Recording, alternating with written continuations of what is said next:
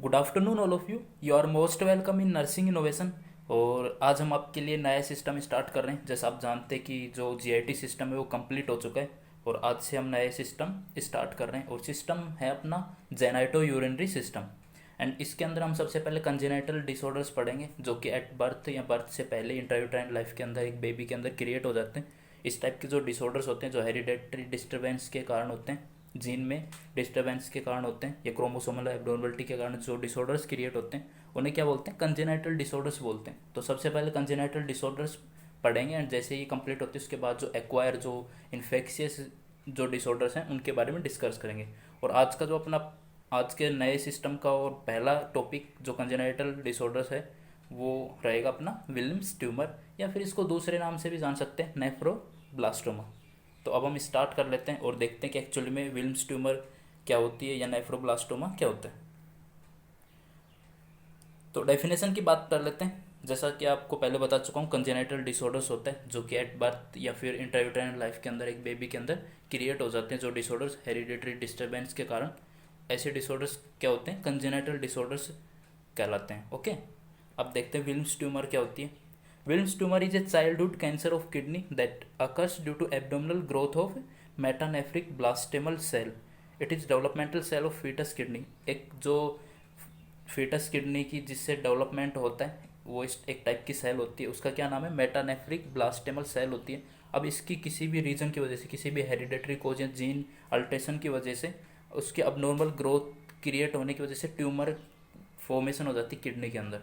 तो इसी ट्यूमर को क्या बोल देंगे अपन, विल्म्स ट्यूमर या फिर नेफ्रोब्लास्टोमा बोलते हैं। ओके, इस टाइप से क्या होती है, जो मेटानेफ्रिक ब्लास्टेमल सेल होती है वो क्या करती है, पूरी किडनी का फॉर्मेशन करती है।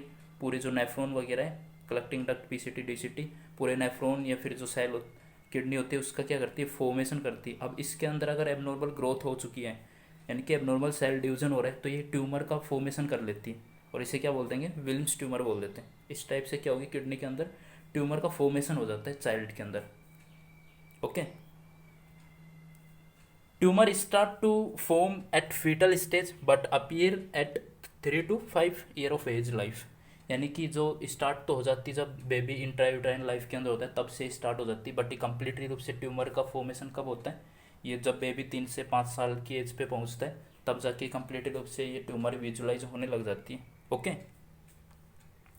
अब बात कर लेते हैं फैक्टर्स की कि कौन कौन से फैक्टर्स हैं जो कि विल्म्स ट्यूमर क्रिएट करते हैं एक चाइल्ड के अंदर। ओके, जो फर्स्ट वन रहेगा, जो एग्जैक्ट का है कोज तो कोई अननोन है, यानी कि पता नहीं है कि एग्जैक्ट कोज क्या हो सकता है, बट कुछ जेनेटिक कोज होते हैं या कुछ एक्वायर्ड कोज होते हैं जो कि विल्म्स ट्यूमर को क्रिएट करते हैं। तो जेनेटिक कोज देख लेते हैं, मेरे रूप से जेनेटिक कोज ही होते हैं। तो वेगार सिंड्रोम होता है एक, एंड सेकेंड वन होगा डैंडी ड्रेस सिंड्रोम। अब इन दोनों सिंड्रोम की वजह से किस टाइप से विल्म्स ट्यूमर क्रिएट होती है उसकी बात कर लेते हैं।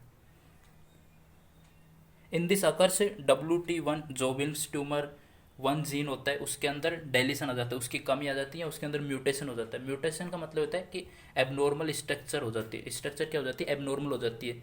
तो अब ये जो WT1 जीन की म्यूटेशन हो चुका है, एबनॉर्मल स्ट्रक्चर हो चुकी है या फिर कमी हो चुकी है, तो इस वजह से क्या होगा, ट्यूमर क्रिएट हो जाती है। अब ये क्यों हो जाती है, WT1 की कमी की वजह से ही क्यों होती है, म्यूटेशन की वजह से क्यों होती है, क्योंकि जो WT1 और एक WT2 दो जीन होते हैं जो क्या होते हैं, ट्यूमर सप्रेशन जीन होते हैं। ये क्या करते हैं, ट्यूमर फॉर्मेशन नहीं होने देते नॉर्मल कंडीशन में।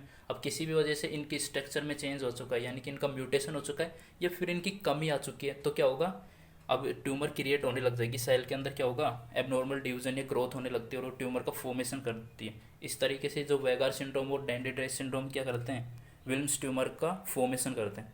और बैक विद वाइटमैन सिंड्रोम, अब इसके अंदर क्या होता है, इसमें जो WT2 जीन होता है इसका म्यूटेशन हो जाता है या इसकी कमी की वजह से क्या होता है, ये किसको लीड करता है, ऑर्गेनोमेगलाई करते हैं। डिफरेंट टाइप के जो ऑर्गन्स हैं उनके साइज को क्या कर देता है, एनलार्ज हो जाता है। अगर WT2 जो जीन है उसकी कमी आ चुकी है, उसके अंदर म्यूटेशन हो चुका है, तो इसी तरीके से किडनी के अंदर भी सेल का क्या हो जाएगा, एनलार्जमेंट हो जाएगा, एबनॉर्मल ग्रोथ हो जाएगी और वो क्या कर लेंगी, ट्यूमर का फॉर्मेशन कर लेते हैं। और उसी ट्यूमर को क्या बोल देते हैं, विल्म्स ट्यूमर बोल देते हैं या फिर नेफ्रोब्लास्टोमा बोल देते हैं। ठीक है, नेक्स्ट पे चल लेते हैं। अब बात कर लेते हैं स्टेज कि कौन कौन सी स्टेज होती है। ऐसा थोड़ी कि एक ही दम में अचानक से पूरी ट्यूमर बन चुकी है। स्टेज किस बेस पे इसको स्टेजेस के अंदर डिवाइड किया गया है, या तो वो किडनी के अंदर बन रही है कौन सी साइट पे बन रही है और वो स्प्रेड होने के बेस पे इसकी स्टेज को डिवाइड किया गया, स्टेज रखी गई है कि वो किडनी में या फिर अदर ऑर्गन में भी ट्रांसफ़र हो रही हैं। इस बेस पे इसके कितने वो होते हैं, स्टेजेस होते हैं।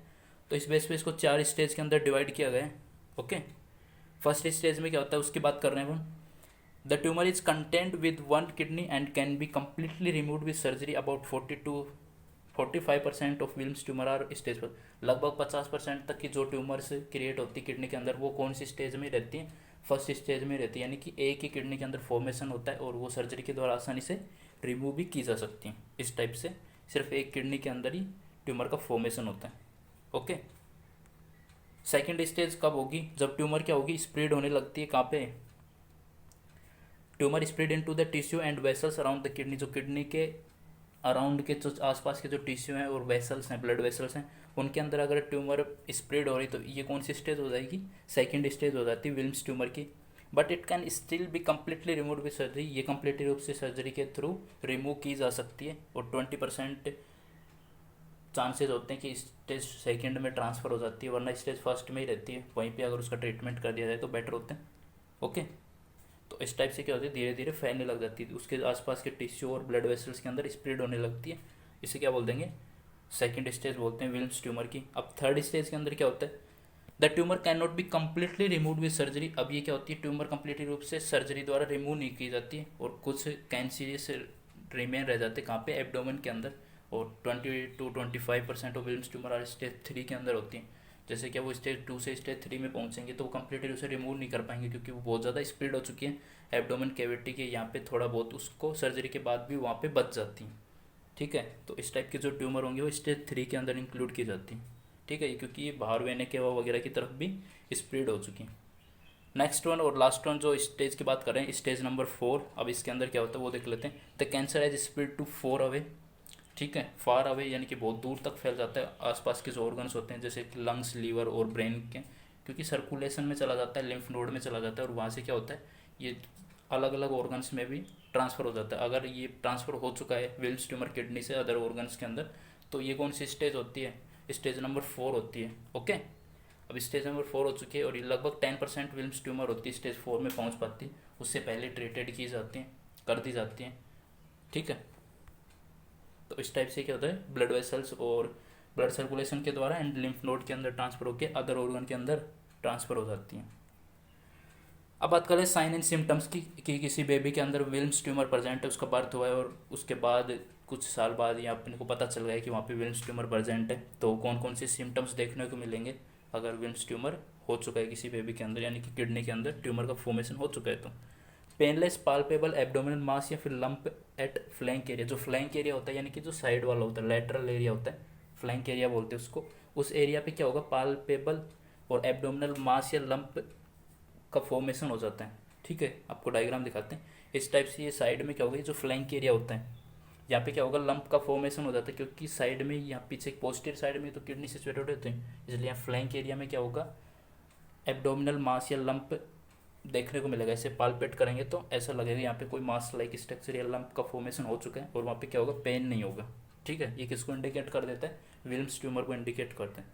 नेक्स्ट सिम्टम की बात कर रहे हैं, हेमेच्यूरिया देखने को मिलेगा क्योंकि ट्यूमर वहाँ पे फॉर्म हो चुकी है। वो क्या करी, कंप्रेशन की वजह से अंदर जो किडनी के जो टिश्यू वगैरह है उनको डैमेज करी, जिस कारण से यूरिन के अंदर ब्लड देखने को मिलता है।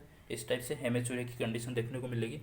और नेक्स्ट सिम्टम पे चलते हैं, एब्डोमिनल डिस्कम्फर्ट एंड पेन, क्योंकि वहाँ पे ट्यूमर की वजह से क्या है, प्रेशर क्रिएट हो रहा है, इसलिए क्योंकि एब्डोमिन कैविटी के अंदर ही तो होती है किडनी, तो वहाँ पे एब्डोमिनल डिस्कम्फर्ट और पेन देखने को मिलेगा बेबी के अंदर। नोजिया एंड फीवर देखने को मिलेगा क्योंकि वहाँ पे ट्यूमर की वजह से क्या होता है, अच्छी तरीके से यूरिन भी पास आउट नहीं हो पाता है और इन्फेक्शन क्रिएट होने लगता है एबनॉर्मल सेल ग्रोथ की वजह से।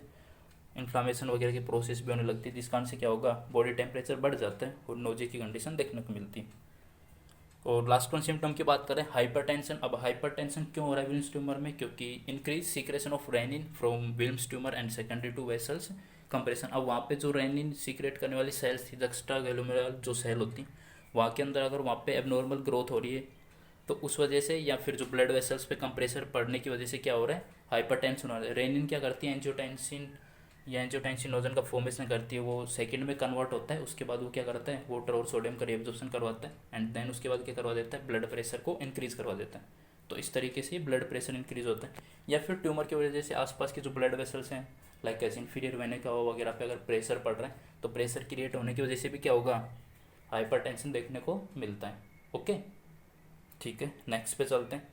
अब बात कर लेते हैं डायग्नोस्टिक इवाल्युएशन की कि ठीक है विल्म्स ट्यूमर हो चुकी है, कौन कौन से सिम्टम्स देखने को मिलते हैं और कौन कौन सी स्टेजेस होती हैं ये अपन देख चुके हैं। अब आइडेंटिफाई कैसे करेंगे एग्जैक्ट लोकेशन वगैरह या डिटेक्ट करने के लिए कि विल्म्स ट्यूमर हो चुकी है, तो जो फर्स्ट वन होगा फिजिकल एग्जामिनेशन होगा। साइन सिम्टम के बेस पे हम पता लगा सकते हैं कि विल्म्स ट्यूमर हो चुकी है या फिर अदर कोई डिजीज़ क्रिएट हो चुकी है चाइल्ड के बॉडी के अंदर। अल्ट्रासाउंड या यूएसजी करके देख सकते हैं, यूएसजी के अंदर वो जो ट्यूमर है वो अच्छी तरीके से मास लाइक फॉर्मेशन देखने को मिलता है जैसा आप डायग्राम में देख पा रहे हैं। ठीक है, नेक्स्ट डायग्नोस्टिक की बात कर लेते हैं सीटी स्कैन। ये भी डिटेक्ट करने के लिए जो कहाँ पे एक्चुअली में फॉर्मेशन हो रहा है ट्यूमर का, और ट्यूमर बायोप्सी करते हैं ताकि ये पता लगाने के लिए कि जो ट्यूमर फॉर्मेशन हुआ है वो बिनाइन है या फिर मैलिग्नेंट यानी कि कैंसीरियस जो ट्यूमर है या फिर नॉन कैंसीरियस ट्यूमर का फॉर्मेशन हुआ है। ओके, अब बात कर लेते हैं मेन चीज़ की, जो मैनेजमेंट क्या करेंगे। विल्म्स ट्यूमर आइडेंटिफाई हो चुकी है, किसी चाइल्ड को विल्म्स ट्यूमर है, अब उसके बाद मैनेजमेंट क्या करेंगे उसकी बात कर रहे हैं। ओके, तो first one treatment of Wilms tumour depend on tumour stage, जो ट्यूमर की स्टेज के ऊपर डिपेंड करता है कि कौन सी स्टेज में। अगर नॉर्मल स्टेज में तो सर्जरी करने की जरूरत नहीं है, कीमोथेरेपी वगैरह दे के ट्रीट की जा सकती है। ठीक है, तो फर्स्ट वन सर्जिकल मैनेजमेंट क्या होता है, बेस्ट ट्रीटमेंट होता है कि सर्जरी से रिमूव कर दो, ख़त्म अच्छी तरीके से, उसके बाद चांसेस भी नहीं होंगे, जल्दी से ठीक हो जाएगा बेबी और वापस से रिकरेंट के चांसेस भी बहुत कम होते हैं। In this make a incision and use laparoscope to remove the tumour. इसमें क्या करते हैं, इंसिजन मारते हैं और लेप्रोस्कोप की सहायता से विजुलाइज करते हैं एक्चुअली में कि what is the exact location of the tumour, और उसके बाद उसको इंस्ट्रूमेंट की सहायता से रिमूव कर लेते हैं, वापस से इंसिजन को क्लोज कर देंगे और इस तरीके से क्या होगी, विल्म्स ट्यूमर को ट्रीट कर दिया जाता है। नेक्स्ट वन बात कर रहे हैं नेक्स्ट ट्रीटमेंट की, कीमोथेरेपी। अब इसके अंदर क्या करते हैं, इसमें स्पेसिफिक टाइप की जो ड्रग्स यूज में लेते हैं वो क्या करते हैं, it is usually work by keeping the cancer cell from growing dividing and making more cells. इसमें जो कीमोथेरेप्यूटिक एजेंट्स यूज में लेते हैं, कुछ ड्रग्स यूज में लेते हैं, वो क्या करेंगे, जो सेल कैंसर सेल है डिवाइड हो रही है, बार बार ग्रोथ कर रही है, उनकी ग्रोथ को रोक देगा और उनको डेड कर देगा, जिससे ट्यूमर क्या हो जाएगी, खत्म हो जाती है। Because cancer cell usually grow divided faster than normal cell, क्योंकि कैंसर सेल बहुत ज़्यादा फास्टर डिवाइड होती है नॉर्मल सेल की बजाय, इसलिए कीमोथेरेपी इफेक्टिव मैनेजमेंट होता है कैंसर सेल के लिए। अब कौन कौन से ड्रग्स यूज में लेते हैं, कौन कौन से कीमोथेरेप्यूटिक एजेंट यूज में लेते हैं, तो मेनली उसे 3 ड्रग्स यूज में लेते हैं। फर्स्ट वन एक्टिनोमाइसिन, नहीं सेकेंड वन जो ड्रग्स होगी जो होगी विनक्रिस्टिन, एंड लास्ट वन होगी डोक्सोरूबिसिन। ठीक है, ये 3 ड्रग्स लेते हैं, actinomycin, vincristine and डोक्सोरूबिसिन।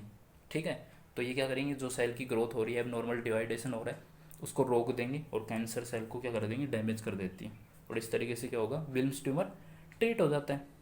Okay, next one देख लेते हैं मैनेजमेंट, रेडिएशन थेरेपी। अब रेडिएशन थेरेपी तब यूज लेते हैं जब कंडीशन बहुत सीवियर हो चुकी है, यानी कि स्टेज क्या है, बहुत ज़्यादा तीसरी स्टेज में, चौथी स्टेज में पहुंच चुका है, क्योंकि उसमें सर्जरी के बाद भी क्या होता है, ट्यूमर पूरी तरीके से रिमूव नहीं हो पाती, तो जो बची हुई ट्यूमर कुछ बच गई है जो इसको निकाल नहीं पाए हैं, तो उसको किसके द्वारा ट्रीट किया जाता है, रेडिएशन थेरेपी के द्वारा उसको ट्रीट कर दिया जाता है। ओके, और इसके अंदर 2 टाइप से जो रेडिएशन थेरेपी होती है, फर्स्ट वन जो इंटरनल बीम रेडियोथेरेपी होती है एंड सेकेंड वन होती है external beam radiotherapy. Internal beam में क्या होता है, जो रेडियो एक्टिव सब्सटेंस है वो टिश्यू के अंदर जहाँ पे एक्चुअली में ट्यूमर बन रही है वहाँ पे प्लेस कर देते हैं टिश्यू या फिर सेल्स के अंदर, वो वहाँ से वो क्या करते हैं, अपनी रेडिएशन वेव छोड़ते हैं और उसको डैमेज कर देते हैं धीरे धीरे जो ट्यूमर बन रही है उसको।